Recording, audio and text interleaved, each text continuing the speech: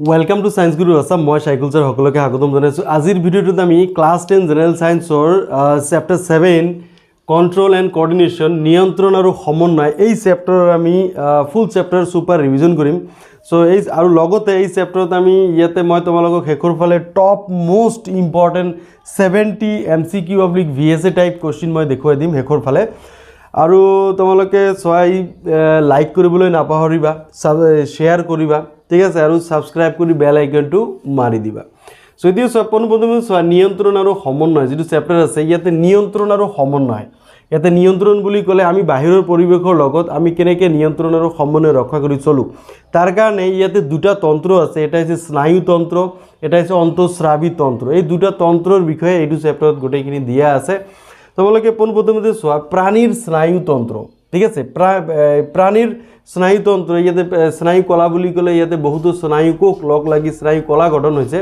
আৰু এই স্নায়ু কোষ এইটো হৈছে এটা স্নায়ু কোষ যাকে তোমাৰ নিউৰন বুলিও কোৱা হয় নিউৰন বা স্নায়ু কোষ এই স্নায়ু কোষৰ বিষয়ে তোমালোকৰ পৰীক্ষাত নিশ্চিতভাৱে এটা কোশ্চেন আহিব তোমালোকে অলপ চাই লয় ইয়াতে চোৱা স্নায়ু কোষ প্ৰধানত দুটা প্ৰবৰ্ধক থাকে এইটো হৈছে কি এটা হৈছে ডেনড্ৰাইট আৰু এটা হৈছে কি অ্যাক্সন সো স্নায়ু কোষত দুই প্ৰকাৰৰ প্ৰবৰ্ধক থাকে ঠিক আছে এটা হৈছে অ্যাক্সন আৰু ডেনড্ৰাইট এতিয়া কথা হৈছে কি আমাৰ সেন্সৰি অৰ্গান হৈছে পাঁচটা চকু কাণ নাক জিভা ছাল এই প্ৰতিটো সেন্সৰি অৰ্গান যিবিলাক আছে আমাৰ যেটো তোমাৰ এই চকু কাণ নাক জিভা ছাল যেটো আছে সংবেদী অংগ এই অংগবোৰৰ জৰিয়তে আমি বাহিৰৰ পৰিৱেশৰ লগত আমি সমন্বয় ৰক্ষা কৰি চলো ঠিক আছে সো এই সমন্বয় ৰক্ষাৰ ক্ষেত্ৰত ভিতৰত যেটো স্নায়ু কোষ আছে স্নায়ু কোষবোৰে বিশেষ ভূমিকা পালন কৰে আমি চকুৰে চাইছো কাণেৰে শুনিছো জিভাৰে টেষ্ট পাইছো নাকেৰে আমি গন্ধ পাইছো কিন্তু এইবিলাকত কি হয় ইয়াতে চোৱা পেশী কোষবিলাক যিবিলাক আছে পেশী কোষে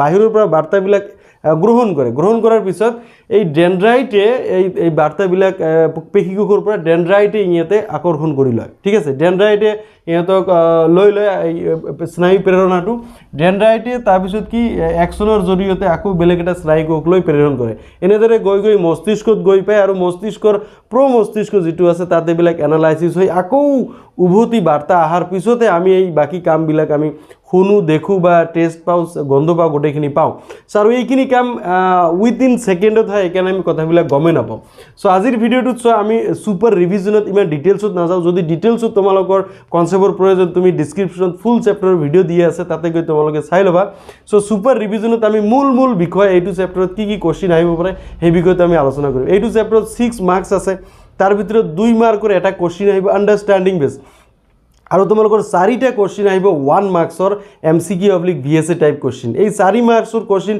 কি আহিব পাৰে বা 2 মাৰ্কসৰ আন্ডাৰষ্টেণ্ডিং বেস কোশ্চেনটো কি আহিব পাৰে আজিৰ এই ভিডিওটো চোৱাৰ পিছত এই 6 মাৰ্কস তোমালোকে নিশ্চিত পাবলৈ সক্ষম হবা হেকলৈকে ভিডিওটো চাবা মাজতে স্কিপ নকৰিবা ঠিক আছে ইয়াতে চোৱা স্নায়ু প্ৰবৰ্ধক কেই প্ৰকাৰ দুই প্ৰকাৰ অ্যাক্সন আৰু ডেনড্ৰাইট সো অ্যাক্সন আৰু ডেনড্ৰাইটৰ পাৰ্থক্য আহিব পাৰে চোৱা অ্যাক্সন আৰু ডেনড্ৰাইটৰ চোৱা অ্যাক্সনটো তোমালোকে দেখিলে গম পোৱা যে অ্যাক্সন হৈছে শাখাযুক্ত ডেনড্ৰাইট শাখাবিহীন এটো দীঘল নলিকা ঠিক আছে আৰু কি এক নম্বৰ পাৰ্থক্য হৈ গল দুই নম্বৰ পাৰ্থক্য লিখিব পাৰা যে ডেনড্ৰাইটে পেশী কোষৰ পৰা স্নায়ু বাৰ্তা গ্ৰহণ কৰে আৰু অ্যাক্সনে কি এই স্নায়ু বাৰ্তা এটা স্নায়ু কোষৰ পৰা আন এটা স্নায়ু কোষলৈ কি প্ৰেৰণ কৰে সেই দুটা পাৰ্থক্য লিখিব পাৰা তোমালোকে সো ইয়াতে আন এটা বস্তু তোমালোকৰ আহে এইটো হৈছে কি যে স্নায়ু প্ৰেৰণা কেনেদৰে প্ৰবাহিত হয় সো এই গোটেইখিনি বৰ্ণনা ইয়াতে ধুনীয়াকৈ দিয়া আছে তোমালোকে ইয়াতে চাব পাৰা এই যে স্নায়ু কোষ দুই প্ৰকাৰ প্ৰবৰ্ধক অ্যাক্সন আৰু ডেনড্ৰাইট তাৰ পিছত তোমালোকে চোৱা এই যে ডেনড্ৰাইটবোৰে নিকটৱৰ্তী কোষৰ পৰা স্নায়ু বাৰ্তা বা উদ্দীপনা সংগ্ৰহ কৰে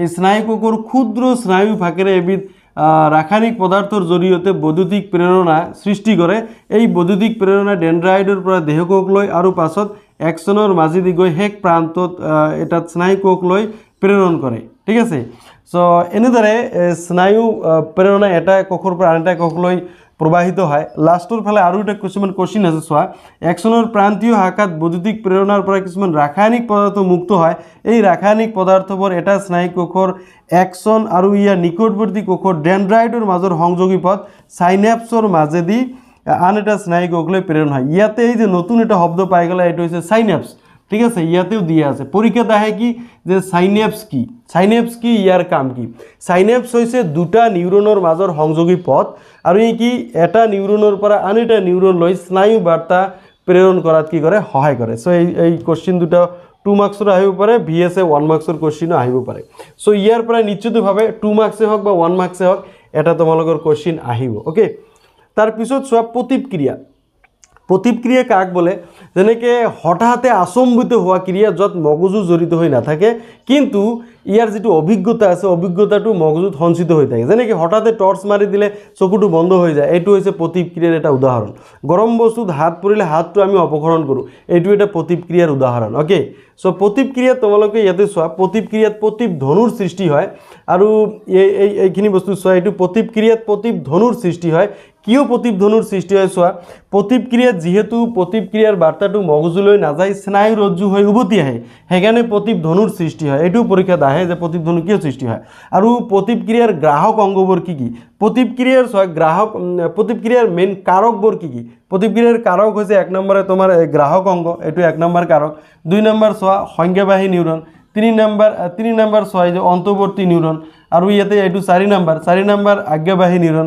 তো 5 নম্বৰ হৈছে পেশীকোষ ওকে সো এনেদৰে চোৱা ইফালে মগজুৰ ৰাস্তা যেনেকৈ তোমাৰ ইয়াতে চোৱা মগজু এনেকুৱা থাকে মগজুৰ পিছত আমাৰ ৰাজহাড় থাকে এইটো হৈছে স্নায়ু ৰজ্জু ঠিক আছে সো এই মগজুত নগৈ ইয়াতে স্নায়ু ৰজ্জু হয় আকৌ আমাৰ পেশীকোষলৈ উভতি আহে সো সেইকাৰণে কি প্ৰতিধ্বনিৰ সৃষ্টি হয় প্ৰতিক্ৰিয়াত প্ৰতিধ্বনিৰ সৃষ্টি হয় ওকে সো আৰু কাৰকবোৰ মনত ৰাখিবা কাৰকটো এই 5টা কাৰক আমি পালো এইটো আহে আৰু এটা কোশ্চেন আহে ইয়াতে প্ৰতিক্ৰিয়া জীৱ-জন্তুৰ দেহত কিয় সৃষ্টি নহয় সো এইটো কোশ্চেনটো কি আছে যেনেকৈ মগজুৰ চিন্তা শক্তি খুব খৰতকীয়া নোহোৱাৰ বাবে প্ৰতিধ্বনি জীৱ-জন্তুৰ দেহত বিকাশ হোৱা নাই জীৱ-জন্তুৰ দেহত যেটো তোমাৰ চিন্তা কৰিব পৰা ইয়াতে ক্ষমতাটো কম হেকাৰণে প্ৰতিধ্বনি জীৱ-জন্তুৰ দেহত কি সৃষ্টি হোৱা নাই এটো অকল মানুহৰ দেহতে প্ৰতিধ্বনিটো সৃষ্টি হয় ওকে কিন্তু প্ৰতিধ্বনিত চোৱা অভিজ্ঞতাটো সঞ্চিত হৈ থাকে পৰৱৰ্তী সময়ত যাতে এই অভিজ্ঞতাটো আমি কামত লগাব পাৰো আৰু সো এই মস্তিষ্কৰ বিষয়ে পৰীক্ষাত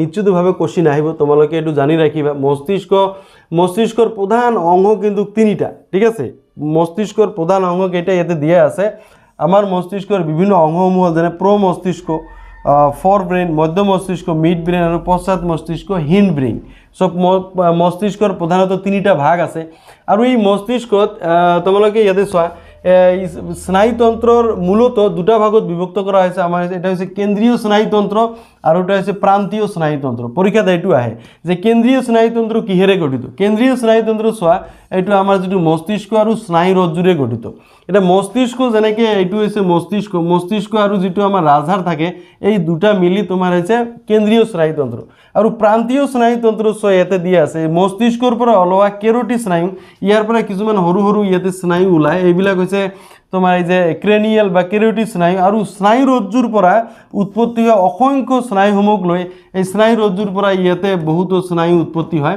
এইবিলাক স্নায়ুক লৈ কি এই প্ৰান্তীয় স্নায়ুতন্ত্ৰটো গঠিত হৈছে ঠিক আছে তাৰ মানে তোমাৰ যেটো আমাৰ কেন্দ্ৰীয় স্নায়ুতন্ত্ৰৰ লগত পেশীকোষৰ লগত যোগাযোগ স্থাপন কৰে এই প্ৰান্তীয় স্নায়ুতন্ত্ৰই ওকে সো এই স্নায়ুতন্ত্ৰ মূলত এই দুই ভাগত ভাগ কৰা হৈছে আৰু এটা বস্তু মন কৰিবা এই যেটো আমি ব্ৰেইনৰ যেটো 3টা অংগ পালো মস্তিষ্কৰ প্ৰ মস্তিষ্ক মধ্য মস্তিষ্ক পশ্চাৎ মস্তিষ্ক তাৰে ভিতৰত তুমি চোৱা ইয়াতে প্ৰ মস্তিষ্ক হল মুখ্য চিন্তা ভাৱনাৰ অংগ পৰীক্ষাত এইটো আহে যে মুখ্য চিন্তা ভাৱনাৰ অংগ কি এটো হৈছে প্ৰ মস্তিষ্ক এমসিকিউ দি দিব পাৰে সো আৰু ইয়াত কি আমাৰ যেটো এই যে ঘ্ৰাণ শ্ৰৱণ দৃষ্টি এইবিলাকৰ কিছুমান বিশেষ এলাকা ভাগ থাকে প্ৰ মস্তিষ্কত মই তোমালোকক ছবিৰ হৈতে এটো দেখুৱাই দিছো সো এইটো চোৱা এইটো মস্তিষ্কৰ তোমাৰ এইটো ছবি সো ইয়াতে প্ৰ মস্তিষ্ক এইটো হৈছে প্ৰ মস্তিষ্ক এই গোটেইখিনি প্ৰ মস্তিষ্ক চেৰিব্ৰাম যেটো আছে এইটো প্ৰ মস্তিষ্কৰ অংশ ঠিক আছে আৰু কেৰোটি হৈছে মস্তিষ্কৰ কঠিনতম অংশ যেটো আমাৰ ওপৰৰ খোলাটো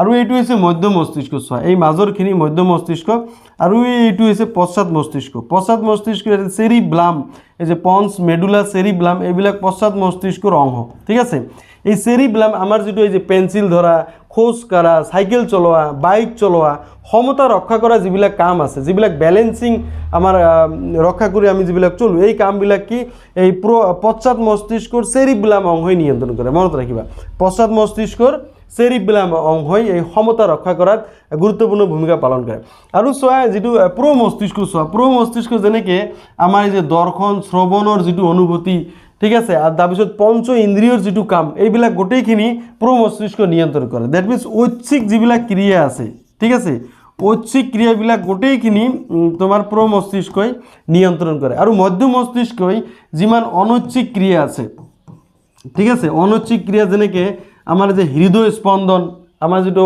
ৰক্ত চলাচল হৈ থাকে এইবিলাক তোমাৰ কি মধ্য মস্তিষ্কই নিয়ন্ত্ৰণ কৰে সো এই কথাবিলাক মনত ৰাখিবা ইয়াতে এমসিকিউ কোশ্চেন নিশ্চিতভাৱে আহিব যে ভোকৰ অনুভূতি কোনটো অংগই নিয়ন্ত্ৰণ কৰে এনেকৈ ইয়াতে কিছুমান দিয়া আছে আমাক অধিক খোৱাৰ যেটো অনুভূতি ঠিক আছে আমাৰ ভোকৰ অনুভূতি এইবিলাক কিন্তু প্ৰমস্তিষ্কই নিয়ন্ত্ৰণ কৰে ইয়াতে দিয়া আছে দুনিয়াকে যে ভোকৰ অনুভূতি অধিক খোৱাৰ অনুভূতি এইবিলাক প্ৰমস্তিষ্ক ওকে তাৰ পিছত চোৱা আৰু মধ্য মস্তিষ্ক জানে যে লালটি ওলোৱা হৃদয় স্পন্দন কিবা বস্তু দেখিলে আমাৰ লালটি ওলাই যায় ঠিক আছে এটো আমাৰ নিয়ন্ত্ৰণৰ বাহিৰত অনৈচ্ছিক ক্ৰিয়া এইবিলাক বা হৃদয় স্পন্দন আমি ইচ্ছামতে হৃদয় স্পন্দন বঢ়াব বা কমাব নোৱাৰি ঠিক আছে এটো কন্টিনিউয়াসলি হৈ থাকে সো এটো আমাৰ নিয়ন্ত্ৰণৰ বাহিৰত এইবিলাক প্ৰমস্তিষ্কই নিয়ন্ত্ৰণ কৰে আৰু লগতে চোৱা এতিয়া যে খোজ কাঢ়া সাইকেল চলা যেটো মই কলো পেন্সিল ধৰা এইবিলাক কি আমাৰ সেৰিবেলাম অংশই নিয়ন্ত্ৰণ কৰে এই যে চোৱা পশ্চাৎ মস্তিষ্কৰ এই সেৰিবেলাম অংশই নিয়ন্ত্ৰণ কৰে ঠিক আছে সো এইবিলাক তোমালোকে অলপ মনত ৰাখিবা ইয়াৰ পৰা 2 মাৰ্কছৰ কোশ্চেন আহিব পাৰে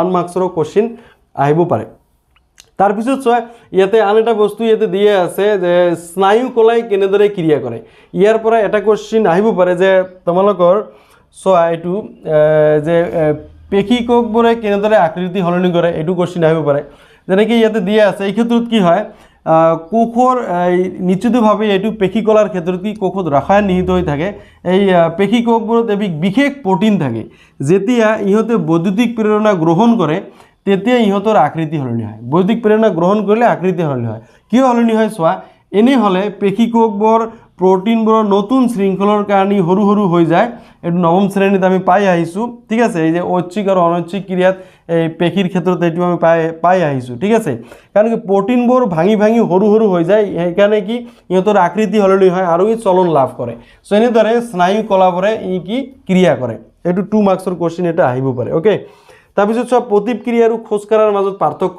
প্ৰতিক্ৰিয়া আৰু খোজ কাঢ়া এটো 2 মাৰ্কছৰ কোশ্চেন আহিব পাৰে যে খোজ কাঢ়া এটো ঐচ্ছিক ক্ৰিয়া আৰু প্ৰতিক্ৰিয়া এটো হঠাতে আচম্বিত হোৱা ক্ৰিয়া প্ৰতিক্ৰিয়াত মগজু জড়িত হৈ নাথাকে কিন্তু খোজ কাঢ়াত কি মগজু জড়িত হৈ থাকে কাৰণ খোজ কাঢ়াটো ঐচ্ছিক ক্ৰিয়াত মগজু জড়িত হৈ থাকে আৰু ঐচ্ছিক ক্ৰিয়াবোৰ প্ৰমস্তিষ্কই নিয়ন্ত্ৰণ কৰে সো দুটা নিউৰনৰ মাজৰ সংযোগী পথত কি ঘটে সো দুটা নিউৰনৰ মাজৰ সংযোগী পথক সাইনেপস বুলি কোৱা হয় আৰু ইয়াতে কি ঘটে সো স্নায়ু বাৰ্তাবোৰ এটা নিউৰনৰ পৰা আন এটা নিউৰনলৈ প্ৰেৰণ কৰাত ই কি কৰে সহায় কৰে সো এনেদৰে তুমি 1 মাৰ্কছৰ কোশ্চেনও লিখিব পাৰিবা 2 মাৰ্কছৰ অলপ বহলাই লিখিব লাগিব সো মগজুৰ কোন অংশই দেহৰ লৰচৰৰ সমতা ৰক্ষা কৰাত অংশ লয় নিশ্চিতভাৱে এটো কি পশ্চাৎ মস্তিষ্কৰ সেৰিবেলাম অংশই ঠিক আছে এটো ওপৰত যেটো মই কলো পশ্চাৎ মস্তিষ্কৰ সেৰিবেলাম অংশই দেহৰ সমতা ৰক্ষা কৰাত অংশ লয় তাৰপিছত আমি ধূপকাঠিৰ গন্ধ কেনেকৈ পাও দিস ইজ ভেৰি ইন্টাৰেষ্টিং ধূপকাঠিৰ গন্ধটো চোৱা বতাহত যেটো থাকে তাৰপিছত প্ৰথমতে আমাৰ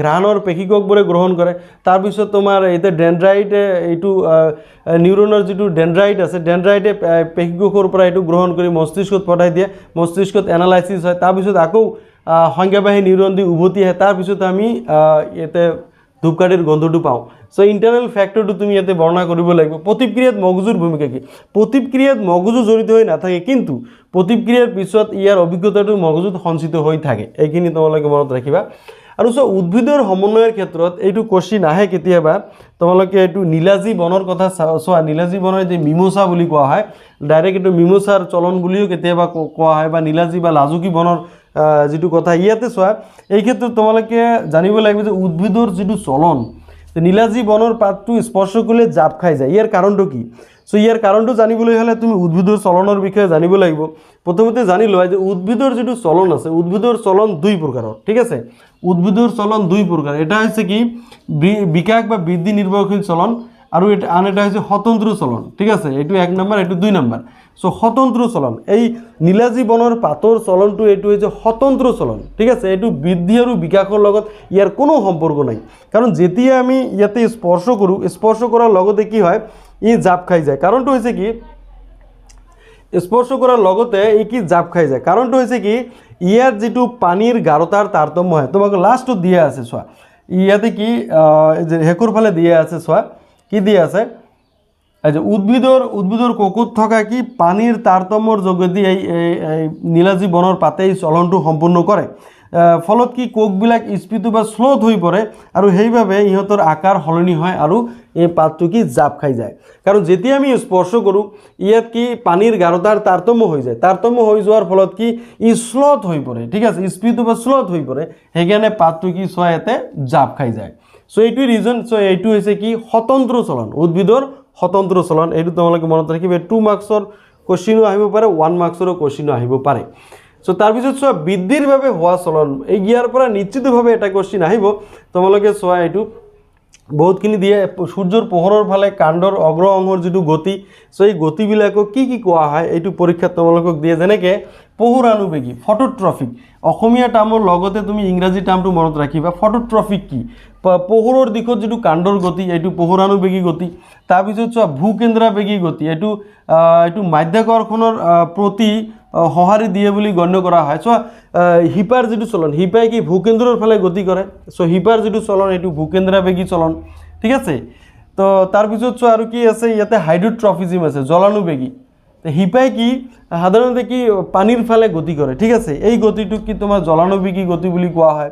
তাৰপিছত আৰু এটা আছে কেমোট্ৰফিজিম, ৰাসায়নুবেগী চলন, ৰাসায়নুবেগী চলন বুলি এইটো কাক কোৱা হয়, এইটো হৈছে যে কেমোট্ৰফিজিমৰ এটা উদাহৰণ কি দিয়া আছে, ডিম্বকৰ দিশত পৰাগ নলীৰ গতি, এইটো হৈছে ৰাসায়নুবেগী চলন।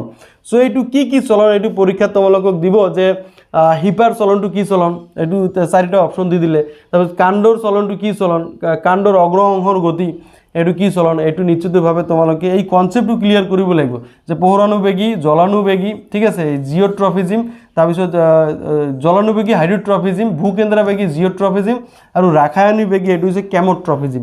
পৰীক্ষাত ডাইৰেক্ট দিয়ে যে কেমোট্ৰফিজিম কি বা জিঅ'ট্ৰফিজিম কি, হাইড্ৰোট্ৰফিজিম কি বা ফটোট্ৰফিক এইটো কি, এনেকুৱা ধৰণৰ পৰীক্ষাত কোৱেশ্যন দিয়ে, ঠিক আছে। তাৰপিছত তোমালোকে চোৱা নেক্সট যিটো টপিক আছে, নেক্সট টপিক তোমালোকে চোৱা ইয়াতে উদ্ভিদৰ সঞ্জীৱনী পদাৰ্থ। উদ্ভিদৰ সঞ্জীৱনী পদাৰ্থৰ পৰা নিশ্চিতভাৱে এটা কুৱেশ্যন আহিব, এইটো চোৱা অক্সিন। অক্সিন এটা উদ্ভিদৰ সঞ্জীৱনী পদাৰ্থ। আন এটা আছে চোৱা জিবাৰেলিন, ঠিক আছে, আন এটা আছে চোৱা চাইটোকাইনিন, আৰু এটা আছে কি এই যে এপচাইচিছ এচিড, ঠিক আছে, এইটো এটা। চ' এই 4টা হৈছে উদ্ভিদৰ সঞ্জীৱনী পদাৰ্থ। এই 4টাই কি কাম কৰে, চ' অক্সিনে চোৱা কি কাম কৰে, অক্সিনে পোহৰৰ কি অগ্ৰ অংশৰ পোহৰৰ দিশত গতি কৰাত সহায় কৰে, কাণ্ডৰ অগ্ৰ অংশৰ বৃদ্ধিত ই কি কৰে, অক্সিনে সহায় কৰে। তাৰপিছত চোৱা জিবাৰেলিনে কি কৰে, উদ্ভিদৰ আন এবিধ সঞ্জীৱনী পদাৰ্থ জিবাৰেলিন, যিয়ে কি অক্সিনৰ নিচিনাকৈ কাণ্ডৰ বৃদ্ধিত সহায় কৰে, ঠিক আছে। আৰু চাইটোকাইনিন চোৱা কোষ বিভাজনত সহায় কৰে। পৰীক্ষাত আহে যে কোষ বিভাজনত উদ্ভিদৰ কোনটো সঞ্জীৱনী পদাৰ্থে সহায় কৰে, তোমালোকক 4টা অপশ্যন দিলে অক্সিন, জিবাৰেলিন, চাইটোকাইনিন, এপচাইচিক এচিড। যে নিশ্চিতভাৱে এইটো চাইটোকাইনিন হ'ব, কাৰণ চাইটোকাইনিনে চোৱা এইটো কোষ বিভাজনত সহায় কৰে। তাৰপিছত চোৱা এপচাইচিক এচিডে কি কৰে, ই উদ্ভিদৰ বৃদ্ধিত বাধা দিয়ে। চোৱা উদ্ভিদৰ বৃদ্ধিত কি কৰে, বাধা দিয়ে, যেনেকৈ গছৰ পাত সৰি পৰা, এইটো উদ্ভিদৰ বৃদ্ধিক বাধা দিয়া, এটা বাধা দিয়াৰ নিচিনা। চ' এইটো কি এপচাইচিক এচিডে এইটো কি কৰে, নিৰূপণ কৰে। এতিয়া চোৱা গছৰ তোমাৰ ফলটো পকিল, চ' পকাৰ পিছত ফলটো সৰি পৰিল, এইটোও তোমাৰ এপচাইচিক এচিডে কাম কৰে। চ' গছৰ যিবিলাক তোমাৰ বৃদ্ধিত বাধা দিয়ে যিবিলাক কাৰক, গোটেইখিনি তোমাৰ এই এপচাইচিক এচিডে তোমাৰ সহায় কৰিব, ঠিক আছে। এনেদৰে উদ্ভিদৰ সঞ্জীৱনী পদাৰ্থ তোমালোকে কামটো চাব লাগিব। উদ্ভিদৰ সঞ্জীৱনী পদাৰ্থবিলাক কি নিশ্চয় আমি আলোচনা কৰিলোঁ। নীলাজী বনৰ পাতৰ চলৰ পৰিঘটনাটো কাণ্ডৰ কুমলীয়া আগৰ পোহৰৰ দিশত গতি কৰাৰ পৰিঘটনাৰ মাজত পাৰ্থক্য, 2 মাৰ্কছৰ আহিব পাৰে, যেহেতু আণ্ডাৰষ্টেণ্ডিং বেছ এটা কুৱেশ্যন আছে। তাৰপিছত 3 নম্বৰ কুৱেশ্যনটো চোৱা উদ্ভিদৰ বৃদ্ধিত অৰিহণা যোগোৱা এবিধ সঞ্জীৱনী পদাৰ্থৰ উদাহৰণ দিয়া, এইটো তুমি অক্সিন লিখিব পাৰা। তাৰপিছত কোনো এটা আধাৰত চাৰিওপাশে আকৰ্ষৰ বৃদ্ধিত অক্সিজেনে কেনেকৈ সহায় কৰে, চ' পোহৰৰ ফালে যিটো কাণ্ডৰ অগ্ৰ অংশৰ বৃদ্ধি, চ' এইটো লৈ তুমি বৰ্ণনা কৰিব লাগিব। তাৰপিছত জলানুবেগীৰ পৰীক্ষামূলক আৰ্হি ইয়াতে তো তোমালোকে এই ছবিটো ইয়াতে দিয়া আছে, এই যে এইটো জলৰ ফালে ভূকেন্দ্ৰাবেগী যিটো তোমাৰ এই শিপাবিলাক পানীৰ ফালে গতি কৰে, এই আৰ্হিটো ইয়াতে বৰ্ণনা কৰিব লাগিব। তাৰপিছত চোৱা প্ৰাণীৰ হৰমন যিটো আছে, প্ৰাণী হৰমনৰ পৰা কুৱেশ্যন আহিব পাৰে, যেনেকৈ ইয়াতে চোৱা এড্ৰিনেলিন অধিবৃক্ক গ্ৰন্থি আছে, কোনটো গ্ৰন্থিয়ে কি হৰমন নিঃসৰণ কৰে, অধিবৃক্ক গ্ৰন্থিয়ে এড্ৰিনেলিন নামৰ এবিধ হৰমন নিঃসৰণ কৰে, এইটো মনত ৰাখিবা। আৰু এড্ৰিনেলিন হৰমনৰ কাম কি, চ' কোন গ্ৰন্থিয়ে কি হৰমন নিঃসৰণ কৰে আৰু সেই হৰমনটোৱে কি কাম কৰে, চ' দ্যাট ইজ দ্য থিং। তোমালোকে এইটো এই কোশ্চিনবিলাক তোমালোকে ক্লিয়াৰ কৰিব লাগিব। চ' এড্ৰিনেলিনে কি পোনপটীয়াকৈ তেজত নিঃসৰণ কৰে আৰু দেহৰ বিভিন্ন অংগলৈ ই কি কঢ়িয়াই লৈ যায়। এই হৰমোনবিধে নিৰ্দিষ্ট কাৰ্যকৰী গ্ৰাহক অংগ, টাৰ্গেট অংগ বা নিৰ্দিষ্ট তোমাৰ কোষ কলাত ক্ৰিয়া কৰে। ইয়াৰ ভিতৰত হৃদযন্ত্ৰ অন্তৰ্ভুক্ত হৈ থাকে। ইয়াৰ ফলত আমাৰ হৃদযন্ত্ৰৰ ধপধপনি বাঢ়ি যায়, ফলত পেশীকোষসমূহে অক্সিজেনৰ যোগান বৃদ্ধি হয়। চ' অক্সিজেনৰ যোগান বৃদ্ধি কৰা বা হৃদযন্ত্ৰৰ ধপধপনি সঠিকভাৱে কৰোৱা, এই কামবিলাক তোমাৰ কোনে নিয়ন্ত্ৰণ কৰি আছে? এড্ৰিনেলিন হৰমোন নিয়ন্ত্ৰণ কৰি আছে। আৰু এড্ৰিনেলিন হৰমোন কোন গ্ৰন্থিয়ে নিঃসৰণ কৰে? অধিবৃক্ক গ্ৰন্থিয়ে নিঃসৰণ কৰে, এড্ৰিনেলিন গ্ল্যান্ডে নিঃসৰণ কৰে। অ'কে, চ' এইবিলাক মনত ৰাখিবা। আৰু এই হৰমোনৰ যিবিলাক ক্ৰিয়াকলাপ, এইবিলাক নিয়ন্ত্ৰণ আৰু সমন্বয় ৰক্ষা কৰাত এক ধৰণৰ তন্ত্ৰ থাকে। এই তন্ত্ৰটোক কোৱা হয় কি? Endocrine system. ঠিক আছে, অন্তঃস্ৰাৱী তন্ত্ৰ। এইটো হৈছে অন্তঃস্ৰাৱী তন্ত্ৰ, যিবিলাকে হৰমোনৰ ক্ৰিয়াকলাপ সমন্বয় আৰু নিয়ন্ত্ৰণ ৰক্ষা কৰে। অ'কে, তাৰপিছত তোমালোকে চোৱা, ইয়াতে চোৱা পুৰুষ আৰু মহিলাৰ ক্ষেত্ৰত দেখুওৱা হৈছে কিছুমান ক'ত কেনেকুৱা ধৰণৰ হৰমোন নিঃসৰণ হয়। তোমালোকে ইয়াতে চোৱা আৰু এটা বস্তু আছে, যেনেকৈ ইয়াতে চোৱা তোমালোকে থাইৰয়েড গ্ৰন্থিয়ে থাইৰক্সিন নামৰ হৰমোন এবিধ প্ৰস্তুত কৰিবলৈ আয়োডিনৰ প্ৰয়োজন। ইয়াতে কিছুমান কোশ্চিন আছে যে থাইৰক্সিন হৰমোন কোনটো গ্ৰন্থি নিঃসৰণ কৰে? নিশ্চিতভাৱে এইটো থাইৰয়েড গ্ৰন্থি নিঃসৰণ কৰে থাইৰক্সিন হৰমোন। আৰু থাইৰক্সিন হৰমোন নিঃসৰণৰ বাবে কি কাৰ প্ৰয়োজন? আয়োডিনৰ প্ৰয়োজন। আৰু সেইকাৰণে আমি আয়োডিন পুষ্ট নিমখ খাব লাগে। আয়োডিন পুষ্ট নিমখৰ অভাৱ হ'লে আমাৰ কি গৰল ৰোগ হয়। এই যে ডিঙিটো উফন্দি উঠে, এইটো গৰল ৰোগ কয়। চ' আয়োডিন পুষ্ট নিমখ খালে গৰল ৰোগ হয়। ইয়াতে পৰীক্ষাত কেনেকুৱা ধৰণৰ কোশ্চিন দিয়ে, যেনেকৈ উপকূলীয় অঞ্চলত থকা লোকসকলৰ গৰল ৰোগ নোহোৱাৰ কাৰণ কি? চ' উপকূলীয় অঞ্চল মানে সাগৰৰ পাৰত যিবিলাক মানুহ থাকে, এইবিলাক ইহঁতে চোৱা বেছিভাগে নিমখীয়া পানী ব্যৱহাৰ কৰে। এইবিলাকৰ দ্বাৰা ইহঁতৰ কাম কাজবিলাক চলে। চ' ইহঁতে নিমখৰ আয়োডিন পুষ্ট নিমখৰ অভাৱ নহয়। ডেট মিনছ ইহঁতৰ এই থাইৰক্সিন হৰমোনৰ ইহঁতৰ কোনো অভাৱ নহয়, সেইকাৰণে ইহঁতৰ কি গৰল ৰোগ নহয়। এইটো এনেকুৱা ধৰণৰ কোশ্চিন দিয়ে। ইয়াতে চোৱা দেহৰ কাৰ্বহাইড্ৰেট, প্ৰটিন আৰু চৰ্বিৰ বিপাকীয় ক্ৰিয়াসমূহ থাইৰক্সিনে নিয়ন্ত্ৰণ কৰে। থাইৰক্সিনৰ কাম এইবিলাক আহিব পাৰে। ইয়াৰ ফলত দেহৰ বৃদ্ধি আৰু সমতা ৰক্ষা কৰাত সহায় কৰে। এই থাইৰক্সিন হৰমোন সংশ্লেষণৰ কাৰণে আয়োডিন অতি লাগতিয়াল পদাৰ্থ। আমাৰ খাদ্যত আয়োডিন হ্ৰাস হ'লে এই যে গৰল ৰোগ হোৱাৰ সম্ভাৱনা থাকে। চ' ইয়াৰ পৰা কোশ্চিন আহিব পাৰে। তাৰপিছত চোৱা মানুহে যে বাওনা হয়, বাওনা হোৱাৰ কাৰণটো কি? বাওনা হোৱাৰ কাৰণটো হৈছে কি? এই দেহ বৰ্ধনকাৰী হৰমোন, এইটো পিটুইটাৰী গ্ৰন্থিয়ে নিঃসৰণ কৰে। পিটুইটাৰী গ্ৰন্থিয়ে কি দেহ বৰ্ধনকাৰী হৰমোন নিঃসৰণ কৰে। আৰু এই দেহ বৰ্ধনকাৰী হৰমোনৰ অভাৱ হ'লে কি মানুহৰ কি হয়? বাওনা হয়। ঠিক আছে, বা দুৰ্ধৰ্ষ ওখ হয়, কিছুমান বেছি ওখ মানুহ দেখিবলৈ পোৱা যায়, এইটোৱে কাৰণ। ঠিক আছে, তাৰপিছত চোৱা এইবিধ হৰমোনৰ কাম নামৰ দ্বাৰা, অৰ্থাৎ দেহৰ বৰ্ধন আৰু বিকাশত এইবোৰে কি কৰে? হৰমোনে সহায় কৰে। চ' বাল্যকালত এক ধৰণৰ হৰমোন এই ধৰণৰ হৰমোন কম হ'লে কি বাওনা হয়। আৰু এটা বস্তু চোৱা, তোমালোকে কৈশোৰ কালত যে হঠাৎ আকস্মিকভাৱে ল'ৰা আৰু ছোৱালীৰ ক্ষেত্ৰত তোমাৰ বৃদ্ধি হোৱা দেখা যায়, ইয়াতে কৈশোৰ কালত এইটো হয়। আৰু এই কৈশোৰ কালত বিশেষ এটা হৰমোন থাকে। ল'ৰাৰ ক্ষেত্ৰত কি? টেষ্টষ্টেৰন। মনত ৰাখিবা, ল'ৰাৰ ক্ষেত্ৰত কি? টেষ্টষ্টেৰন। ঠিক আছে, আৰু ছোৱালীৰ ক্ষেত্ৰত কি হয়? এষ্ট্ৰজেন। ছোৱালীৰ ক্ষেত্ৰত কি হয়? এষ্ট্ৰজেন। এই দুটা হৰমোনৰ কথা মনত ৰাখিবা যে কৈশোৰ কালত এই ল'ৰাৰ ক্ষেত্ৰত টেষ্টষ্টেৰন আৰু ছোৱালীৰ ক্ষেত্ৰত এষ্ট্ৰজেন হৰমোনৰ বাবে বিশেষ কিছুমান আমাৰ পৰিৱৰ্তন পৰিলক্ষিত হয়। তাৰপিছত তোমালোকে চোৱা আন কিছুমান বস্তু যে শেষৰ পেৰাগ্ৰাফটো দিয়া আছে, শেষৰ পেৰাগ্ৰাফটো চোৱা। ইয়াতে কি? ইয়াতে ডায়েবেটিছ ৰোগ হোৱা তোমালোকে নিশ্চয় দেখিছা। ডায়েবেটিছ ৰোগ ইনচুলিন হৰমোনৰ অভাৱত হয়। যে ডায়েবেটিছ ৰোগত আক্ৰান্ত ব্যক্তি ডাক্তৰ এজনে ইনচুলিনৰ বেজি দি চিকিৎসা কৰে। ইয়াৰ কাৰণটো কি? অগ্নাশয় গ্ৰন্থিয়ে ইনচুলিন হৰমোন নিঃসৰণ কৰে। যথোপযুক্ত পৰিমাণৰ ইনচুলিন নিঃসৰণ নহয় তেন্তে যথোপযুক্ত পৰিমাণৰ ইনচুলিন নিঃসৰণ নহয় তেন্তে তেজত কি গ্লুকোজৰ পৰিমাণ যথেষ্ট বাঢ়ি যায় আৰু ইয়াৰ ফলত দেহৰ ক্ষতি হয়। সো আমি গম পাই গ'লো যদি দেহত ইনচুলিনৰ অভাৱ হয় তেনেহলে তোমাৰ কি হয় এই ডায়াবেটিস বেমাৰ হয়। ঠিক আছে, সো ইনসুলিন যাতে যথেষ্ট পরিমাণে আমার তেজত যাতে উৎপন্ন যাতে ঠিকই থাকে আর কি গ্লুকোজের মাত্রা নিয়ন্ত্রণ করে। ইনসুলিনে কি করে গ্লুকোজের মাত্রা নিয়ন্ত্রণ করে আর গ্লুকোজ যেতিয়া বাড়ি যাব তেতিয়া আমি তাক ডায়াবেটিস হওয়া বলি কম আর তেতিয়া কি ইনসুলিনৰ বেজি দি সেই গ্লুকোজেৰ মাত্ৰাটো নিয়ন্ত্ৰণ কৰা হয়। ওকে, সো তাৰপিছত শেষৰ ফালে সো ইয়াতে ফিডব্যাক পদ্ধতি এটা আছে, পৰীক্ষাত আগত শৰ্ট নোট আহিছিল কিন্তু এইবাৰ মেবি আহিব পাৰে। তে ফিডব্যাক পদ্ধতিটো কি যেনেকৈ অন্তঃস্ৰাৱী গ্ৰন্থিসমূহে দেহত যথোপযুক্ত হৰমোন নিঃসৰণ কৰে, যে নিৰ্দিষ্ট প্ৰক্ৰিয়াৰ দ্বাৰা হৰমোনৰ নিঃসৰণ মাত্ৰা নিয়ন্ত্ৰণ কৰা হয়, আৰু এই পদ্ধতিক ফিডবেক পদ্ধতি বুলি কোৱা হয়। হৰমোন কেতিয়া নিঃসৰণ হ'ব, কিমান পৰিমাণৰ নিঃসৰণ হ'ব, ক'ত নিঃসৰণ হ'ব, ঠিক আছে, এই গোটেইখিনি এই ফিডবেক পদ্ধতিৰ দ্বাৰা কি হয়, নিয়ন্ত্ৰিত হয়। সো এয়া আছিল এইটো চেপ্টাৰ। শেষৰ ফালে কেইটামান কুৱেশ্যন আছে, যেনে দেহৰ ৰাসায়নিক সমন্বয় কেনেদৰে সম্পন্ন হয়। সো এইটো তোমাৰ এই স্নায়ুতন্ত্ৰ আৰু অন্তঃস্ৰাৱী তন্ত্ৰৰ কথা ক'ব লাগিব। আয়োডিন পুষ্ট নিমখ খোৱা কিয় আৱশ্যক, কাৰণ আয়োডিন পুষ্ট নিমখ নাখালে আমাৰতো গৰল ৰোগ হ'ব, ঠিক আছে। 2 মাৰ্কছৰ কাৰণে বহলাই লিখিব লাগিব, 1 মাৰ্কছৰ কাৰণে অলপ।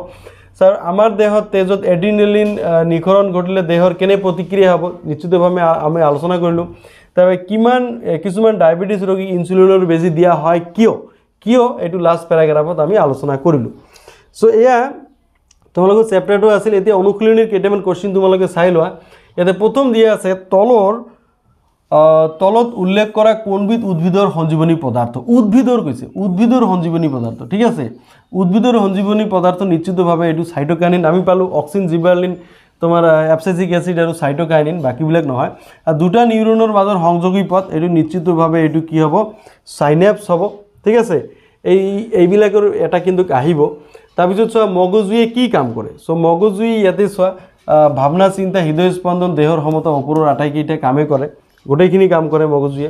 4 নম্বৰ কুৱেশ্যন চোৱা, আমাৰ দেহৰ গ্ৰাহক অংগসমূহ কি কি। আমাৰ দেহৰ গ্ৰাহক অংগ 5টা আছে, চকু, কাণ, নাক, জিভা, ছাল। এই গ্ৰাহক অংগ যথোপযুক্ত কাম নকৰিলে কেনে পৰিস্থিতি হ'ব ভাবাচোন, ইয়াৰ ফলত কি সমস্যা হ'ব পাৰে, বহুত সমস্যা হ'ব পাৰে।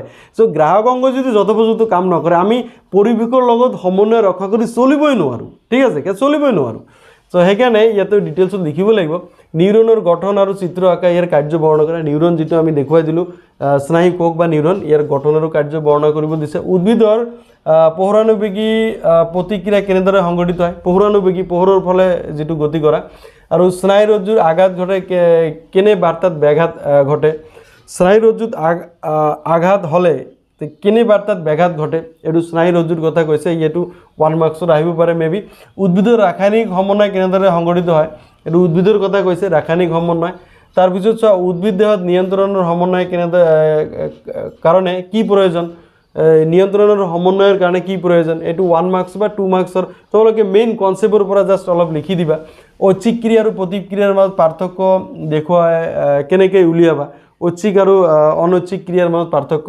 নেক্সট আছে কুৱেশ্যন নম্বৰ 11, প্ৰাণী নিয়ন্ত্ৰণৰ সমন্বয়, স্নায়ুতন্ত্ৰ আৰু হৰমোনৰ ক্ৰিয়াৰ মাজত তুলনা। স্নায়ুতন্ত্ৰ আৰু হৰমোনৰ ক্ৰিয়া, এই দুটাৰ মাজত তুলনা কৰিব দিছে। সো কুৱেশ্যন নম্বৰ 10 আৰু 11 এইটো 2 মাৰ্কছৰ যিটো আণ্ডাৰষ্টেণ্ডিং বেছ কুৱেশ্যন আছে, এইটো কিন্তু আহিব পাৰে।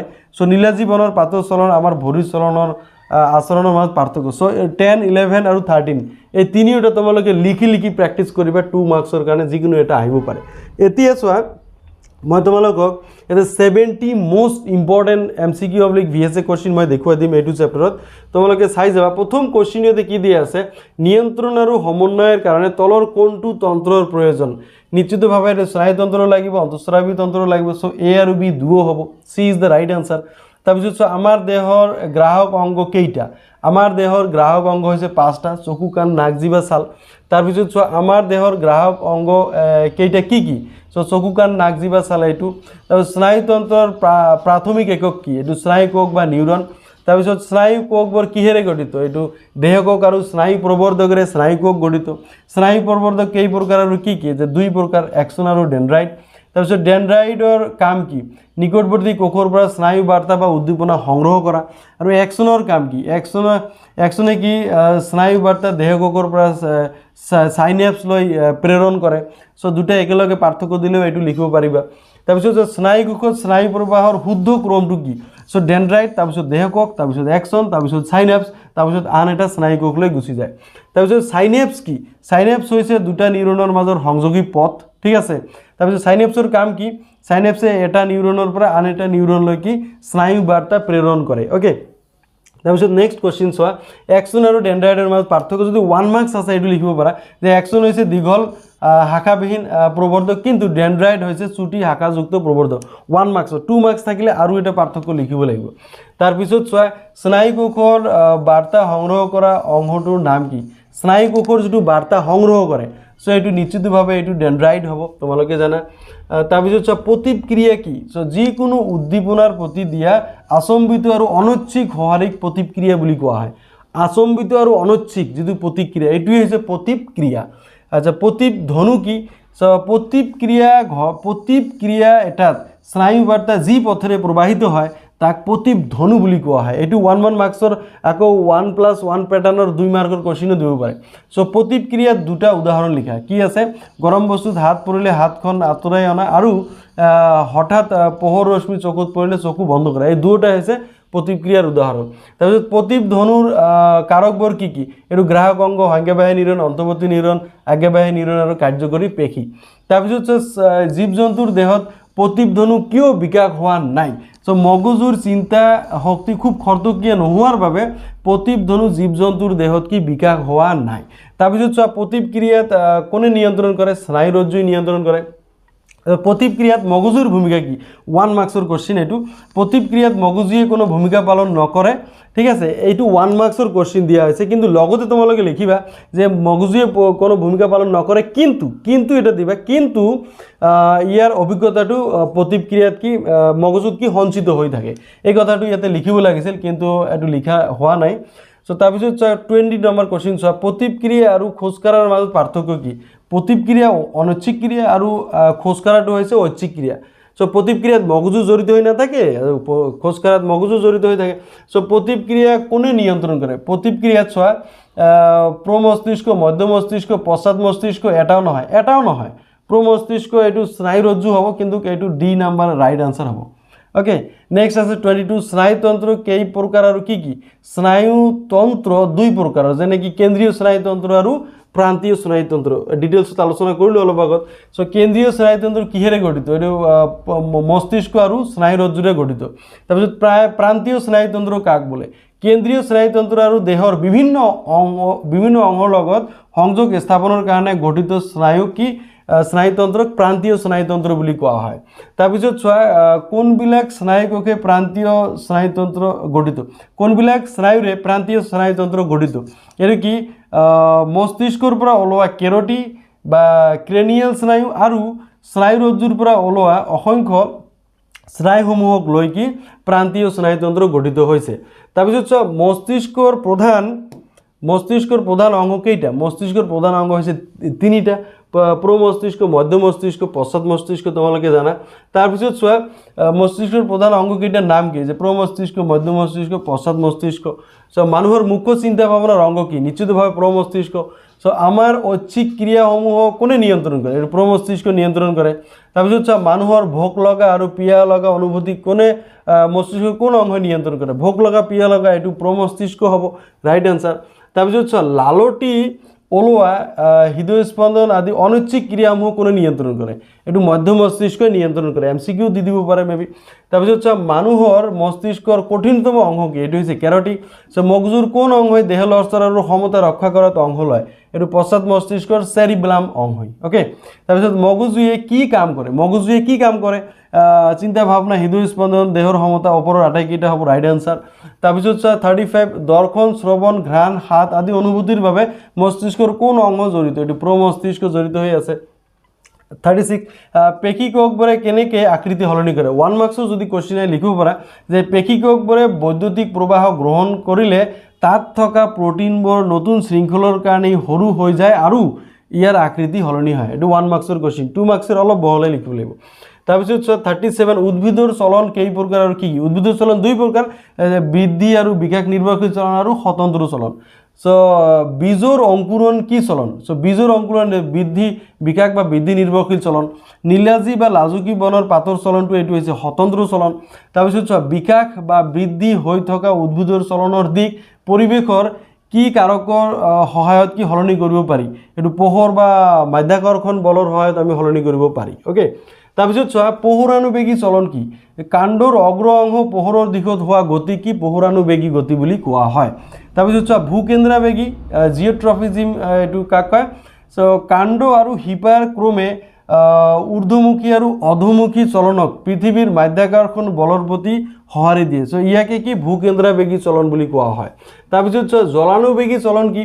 তো উদ্ভিদৰ শিপা পানী বা জলৰ প্ৰতি হোৱা চলনক কি জলানুবেগী চলন বুলি কোৱা হয়। নেক্সট আছে ৰাসায়নিকবেগী চলন বা কেমোট্ৰফিজিম কি? ডিম্বকৰ দিশত পৰাগ নলীৰ গতি কি ৰাসায়নিকবেগী বা কেমোট্ৰফিজিম বুলি কোৱা হয়। তাৰপিছত নেক্সট আছে উদ্ভিদৰ সঞ্জীৱনী পদাৰ্থবিলাক কি কি? অক্সিন, জিবালিন, সাইটোকাইনিন, তাৰপিছত এপচাইচিছ এচিড। চ' উদ্ভিদৰ বৃদ্ধিত অৰিহণা যোগোৱা এবিধ সঞ্জীৱনী পদাৰ্থ, নিশ্চিতভাৱে এইটো অক্সিন হ'ব। নেক্সট আছে অক্সিনৰ কাম কি? উদ্ভিদৰ কাণ্ডৰ অগ্ৰ অংশৰ বৃদ্ধিত ই কি কৰে? সহায় কৰে। জিবাইলিনৰ কাম কি? কাণ্ডৰ বৃদ্ধিত সহায় কৰে অকল। সাইটোকাইনিনৰ কাম কি? উদ্ভিদৰ কোষ বিভাজনত সহায় কৰে। এইবিলাক MCQ দি দিব পাৰে। তাৰপিছত এপচাইচিক এচিডৰ কাম কি? উদ্ভিদৰ বৃদ্ধিত কি বাধা দিয়ে। তাৰপিছত চোৱা কোনবিধ সঞ্জীৱনী পদাৰ্থৰ অভাৱত গছৰ পাত সৰি পৰে? নিশ্চিতভাৱে এইটো এপচাইচিছ এচিড হ'ব। তাৰপিছত চোৱা প্ৰাণী হৰমোনবোৰ কি কি? এইটো এড্ৰিনেলিন হৰমোন, থাইৰক্সিন হৰমোন, দেহবৰ্ধনকাৰী হৰমোন, টেষ্টষ্টেৰন, এষ্ট্ৰজেন, ইনচুলিন, এইবিলাক হৈছে প্ৰাণী হৰমোন। তেতিয়া তলৰ কোনটো প্ৰাণী হৰমোন নহয়? কোনটো প্ৰাণী হৰমোন নহয়? থাইৰক্সিন হয়, ইনচুলিন হয়, তাৰপিছত তোমাৰ অক্সিনো হয়, তোমাৰ অক্সিন নহয়, সৰি এইটো C is the right answer. অক্সিনটো উদ্ভিদ হৰমোন হয়, প্ৰাণী হৰমোন নহয়। তাৰপিছত হৰমোনৰ ক্ৰিয়া কোনটো তন্ত্ৰই নিয়ন্ত্ৰণ কৰে? নিশ্চিতভাৱে অন্তঃস্ৰাৱী তন্ত্ৰই নিয়ন্ত্ৰণ কৰে। তাৰপিছত কোন গ্ৰন্থিয়ে এড্ৰিনেলিন হৰমোন নিঃসৰণ কৰে? এইটো অধিবৃক্ক গ্ৰন্থি নিঃসৰণ কৰে। এড্ৰিনেলিন হৰমোনৰ কাম কি? এড্ৰিনেলিন হৰমোনে ৰক্তচাপ, হৃদয়স্পন্দন, শ্বসন আদি ক্ৰিয়া কি নিয়ন্ত্ৰণ কৰে। তাৰপিছত থাইৰয়েড গ্ৰন্থিয়ে নিঃসৰণ কৰা থাইৰক্সিন হৰমোনৰ কাম কি? চ' দেহৰ কাৰ্বহাইড্ৰেট, প্ৰটিন, চৰ্বিৰ বিভাগীয় ক্ৰিয়াসমূহ এই থাইৰক্সিন হৰমোনে নিয়ন্ত্ৰণ কৰে। তাৰপিছত থাইৰক্সিন হৰমোনৰ সংশ্লেষণৰ কাৰণে লাগতিয়াল পদাৰ্থ কি? এইটো হৈছে আয়োডিন। আয়োডিনৰ অভাৱত কি হয়? আয়োডিনৰ অভাৱত নিশ্চিতভাৱে গৰল ৰোগ হয়। চ' আয়োডিন পুষ্ট লৱণ খোৱাটো কিয় আৱশ্যক? চ' থাইৰয়েড গ্ৰন্থিয়ে থাইৰক্সিন হৰমোন প্ৰস্তুত কৰিবৰ বাবে আয়োডিনৰ প্ৰয়োজন। চ' ইয়াৰ অভাৱত কি আমাৰ দেহত গৰল ৰোগ হয়, সেইকাৰণে আয়োডিন পুষ্ট নিমখ খোৱাটো আৱশ্যক। চ' পিটুইটাৰী গ্ৰন্থিয়ে নিঃসৰণ কৰা হৰমোন কি? এইটো দেহবৰ্ধনকাৰী হৰমোন। দেহবৰ্ধনকাৰী হৰমোনৰ কাম কি? দেহৰ বৃদ্ধি আৰু বিকাশত কি কৰে? সহায় কৰে। তাৰপিছত ল'ৰা আৰু ছোৱালীৰ যৌন হৰমোনবোৰ কি কি? চ' কৈশোৰ কালত ল'ৰাৰ টেষ্টষ্টেৰন আৰু ছোৱালীৰ কি ইষ্ট্ৰজেন নামৰ যৌন হৰমোন নিঃসৰণ হয়। তাৰপিছত কি কোন গ্ৰন্থিয়ে ইনচুলিন হৰমোন নিঃসৰণ কৰে? এইটো অগ্নাশয় গ্ৰন্থিয়ে। এইটো অগ্নাশয় গ্ৰন্থিয়ে ইনচুলিন হৰমোন নিঃসৰণ কৰে, কিন্তু অগ্নাশয় গ্ৰন্থিয়ে দুটা উৎসেচক নিঃসৰণ কৰে। এইটো 6 চেপ্টাৰত আমি অলৰেডি আলোচনা কৰিছোঁ, ঠিক আছে, ট্ৰিপচিন আৰু লাইপেজ। কিন্তু গ্ৰন্থি বুলি কয়, হৰমোন বুলি ক'লে এইটো কি হ'ব? তোমালোকৰ ইনচুলিন হৰমোন। অ'কে, চ' ইনচুলিন হৰমোনৰ কাম কি? তেজত গ্লুক'জৰ পৰিমাণ নিয়ন্ত্ৰণ কৰি ৰাখা, এইটো হৈছে ইনচুলিন হৰমোনৰ কাম। তো নেক্সট 66 কিছুমান ডায়াবেটিছ ৰোগীক কিয় ইনচুলিনৰ বেজি দিয়া হয়? কাৰণটো হৈছে কি? ইনচুলিনে তেজৰ গ্লুক'জৰ পৰিমাণ নিয়ন্ত্ৰণ কৰি ৰাখে। তাৰপিছত তেজত গ্লুক'জৰ মাত্ৰা কমি গ'লে কি ৰোগ হয়? এইটো ডায়াবেটিছ ৰোগ হয়। ফিডবেক পদ্ধতি কি? যি প্ৰক্ৰিয়াৰ দ্বাৰা দেহৰ হৰমোন নিঃসৰণৰ সময় আৰু পৰিমাণ নিয়ন্ত্ৰণ কৰা হয় তাকে ফিডবেক পদ্ধতি বুলি কোৱা হয়। তলত উল্লেখ কৰা কোনবিধ উদ্ভিদৰ সঞ্জীৱনী পদাৰ্থ? এইটো হৈছে ইনচুলিন। উদ্ভিদৰ সঞ্জীৱনী পদাৰ্থ কৈছে এইটো সাইটোকাইনিন হ'ব ৰাইট আনচাৰ। তাৰপিছত চোৱা দুটা নিউৰনৰ মাজৰ সংযোগী ভাগটো কি বুলি কোৱা হয়? এইটো সাইনেপছ বুলি কোৱা হয়। অ'কে, চ' এয়া আছিল তোমালোকৰ 70 মষ্ট ইম্পৰ্টেণ্ট MCQ, ঠিক আছে, যিখিনি মই তোমালোকৰ লগত আলোচনা কৰিলোঁ। নিশ্চিতভাৱে তোমালোকে এই ভিডিঅ'টো শ্বেয়াৰ কৰিবা, যিমান পাৰা ভিডিঅ'টো ইমান তোমালোকৰ বন্ধুবৰ্গৰ লগত শ্বেয়াৰ কৰিবা, যাতে সকলোৱে এই ভিডিঅ'টোৰ চাই যাতে 6 মাৰ্কছৰ ভিতৰত 6 মাৰ্কছে পাবলৈ সক্ষম হয়। আৰু যদি তুমি মোৰ চেনেলটো এতিয়াও ছাবস্ক্ৰাইব কৰা নাই, ছাবস্ক্ৰাইব কৰি ল'বা আৰু বেল আইকনটো মাৰি ৰাখিবা, যাতে ভিডিঅ' দিয়াৰ লগে লগে তুমি নটিফিকেশ্যনটো পাই যোৱা। এই ভিডিঅ' আৰু বেছি দীঘলীয়া নকৰোঁ, ইমানতে সামৰিছোঁ। Thank you very much.